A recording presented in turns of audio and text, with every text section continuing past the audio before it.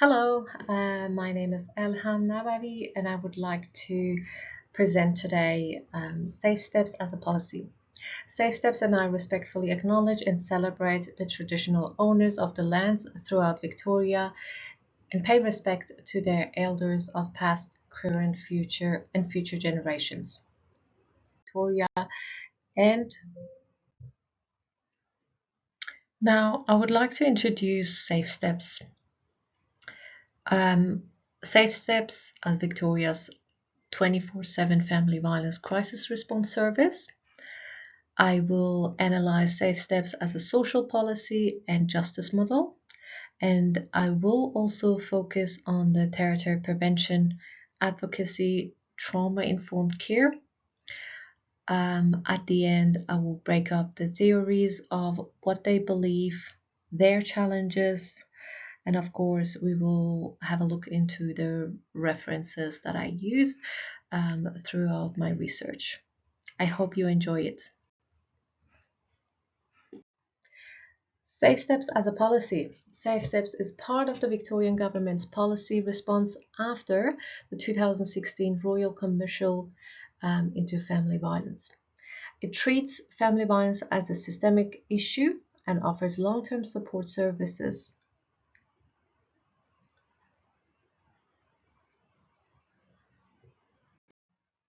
The connection between Safe Steps and social justice. From a social justice lens, Safe Steps ensures equal access to safety and protection, regardless of women's background, status, or location. It provides trauma-informed care and advocates for systematic changes, focuses on inequality caused by the system that often prevents women from seeking help. This covers language, financial dependence, or geographic isolation.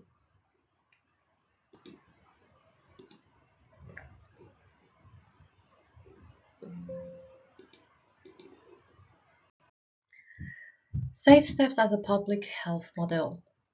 Safe Steps aligns with the public health model as a territory prevention tool. It responds after violence occurs, helps reduce harm, and supports recovery by breaking the cycle of violence, which is also being possible to be seen on the website of Our Watch from 2021. This important work is done through risk assessment and safety planning for victim survivors.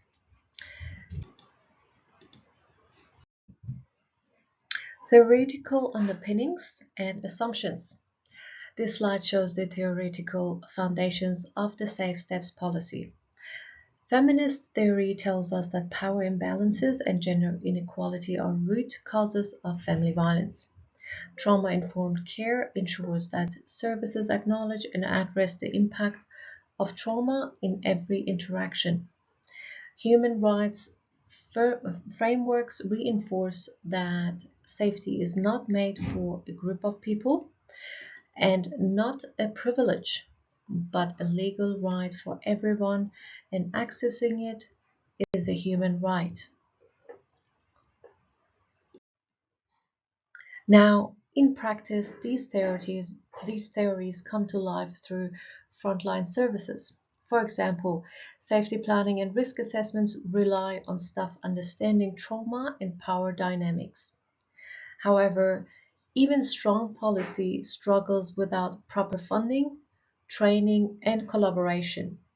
That's why workplace applicability depends on ongoing investment and reflective practice.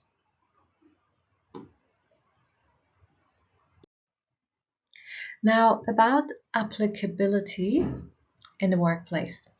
I would like to say, as someone who is working in waste, I can say there must be high targets that the staff have to meet in Safe Steps. Because we do receive referrals without much of information provided in the MARA. It is vital to read as a case manager to be prepared before the introduction session. And when you don't have information, you're not prepared. So this is my personal opinion, and I would like to say there are high expectations um, from the company, which is a pressure towards the workers. Now, this comes with targets, what we call them also KBPs. So the statistics of 2024 of the Safe Steps website shows their impact. We can see on their reports that they have had around 130,000 contact handled that came through web chats, emails, and phone calls.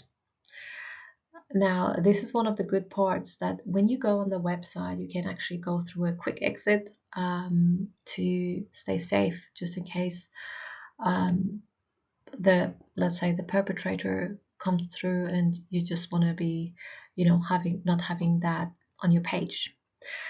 Now there are other informations. The big part is the crisis accommodation that has been provided through Safe Steps, which are 33,000 nights where women and their children were supported. As well as we have the client demographics. We have so it starts with babies and women of up to 55 plus, where we see one of the biggest numbers is covering the women from 25 years old to 34 years old. Now it makes you think about it, because it's actually one of the vulnerable parts of a woman when she starts to have maybe a baby, and she would have also been in a relationship, which is the intimate relationship. And these are the biggest parts where or the biggest reasons where a woman becomes affected by the family violence.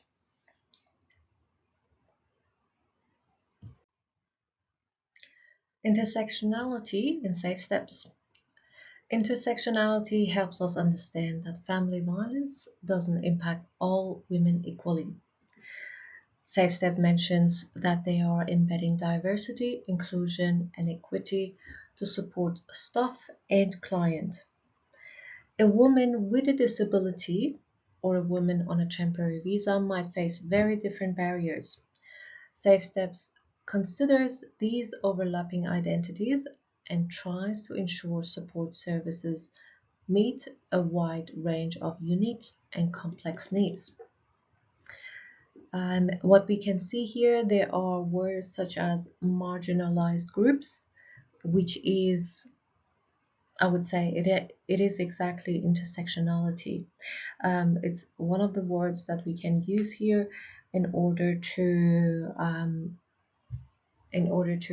accept or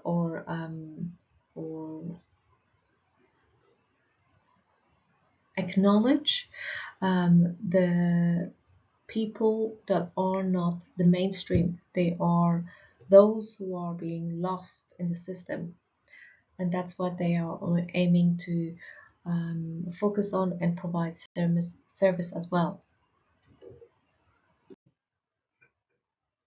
Human rights framework and Safe Steps. Safe Steps work within Victoria's human rights legal framework, which protects the right to life, safety, and dignity. Their approach is survivor-centered, strives to make sure no one is denied access to safety due to background or any circumstances. Their advocacy efforts use real survivor experience to influence government policy and social changes.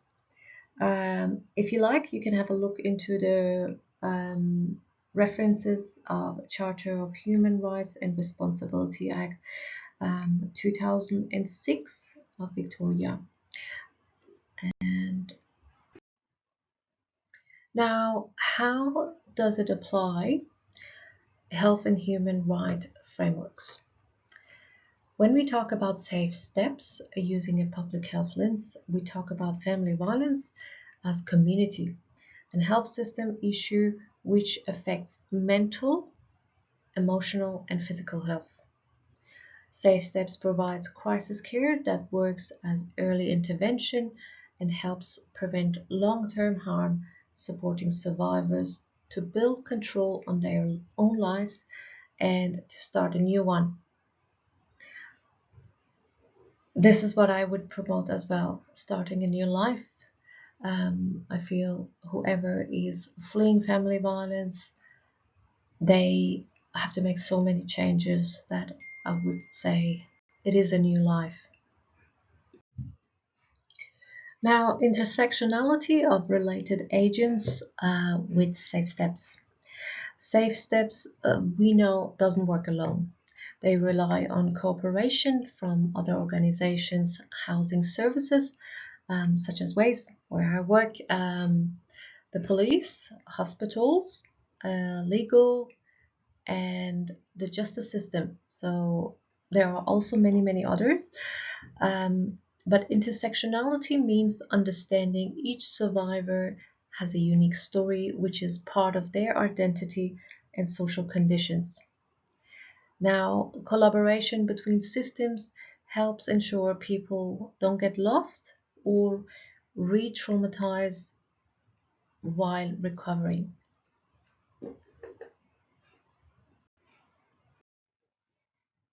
Now, as we know, there are challenges in each sector, especially when it comes to family violence. So many survivors face barriers like lack of phone or transport. The resources are limited, and Safe Steps depends on ongoing funding to meet demands.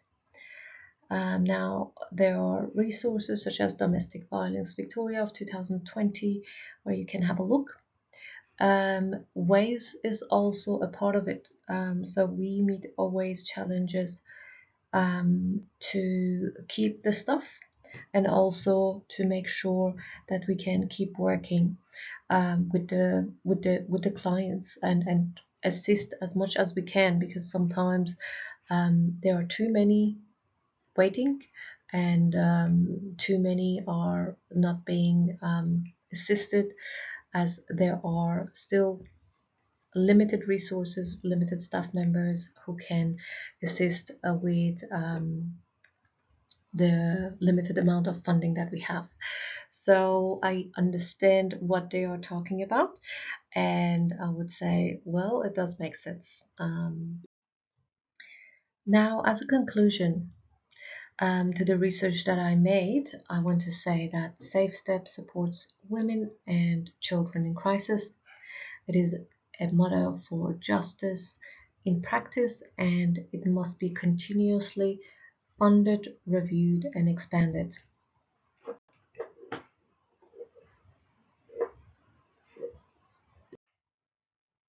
Now, in this slide and in the next one, we can see the references that I added in to my presentation. It covers a lot of information towards the human rights, and it goes also back to the Safe Steps website. I try to be as open as possible towards what statistics are saying, what are our facts, and to be also transparent about it. I understand Safe Steps is doing a great job, and my understanding is we should keep providing assistance towards that and keep working with them as an organization, as a person who knows what family violence is, and try to build up the vision that is also embedded in Safe Steps vision.